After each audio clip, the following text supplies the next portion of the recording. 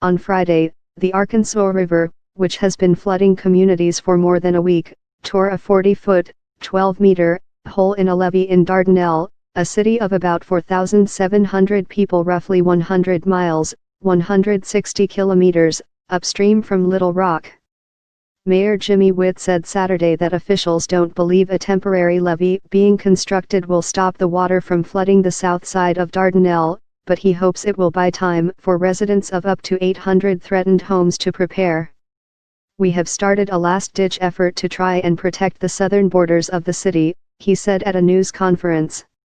Meanwhile, in North Little Rock, which is just across the Arkansas River from Little Rock, officials were going door-to-door Saturday to tell people in the Dixie Addition neighborhood to consider leaving.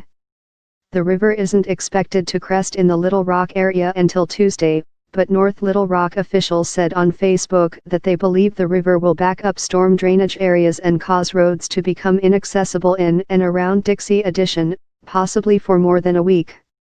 City spokesman Nathan Hamilton said there are about 150 homes covered by the evacuation recommendation. He said other homes also could be affected by flooding, but officials were currently focusing on only the most pressing neighborhood.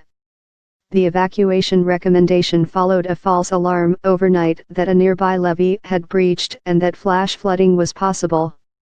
Officials quickly reversed themselves, though, and said that it hadn't failed and wasn't in danger of doing so.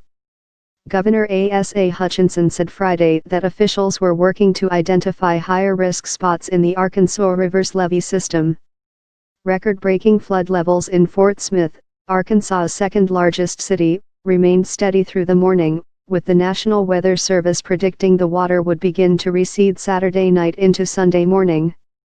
The Arkansas River isn't the only one causing problems in the region. In Burlington, Iowa, officials confirmed that a large, sand-filled barrier failed Saturday afternoon, forcing some businesses in the downtown area to evacuate. The National Weather Service issued a flash flood warning for the area until 10 p.m. Saturday. Parts of the tiny northwestern Missouri town of Levee were underwater Saturday after a levee breach along the Missouri River. Officials there were conducting water rescues by boat, but no injuries were reported. Officials in Illinois issued an urgent plea to residents of river communities to prepare for potential evacuations.